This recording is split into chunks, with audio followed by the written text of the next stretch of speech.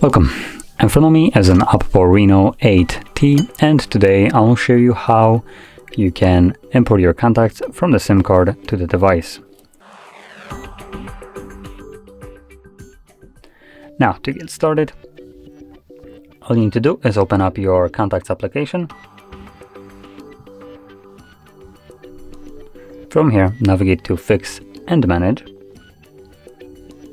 Import from SIM, and this will then display all the contacts that are located on your SIM card.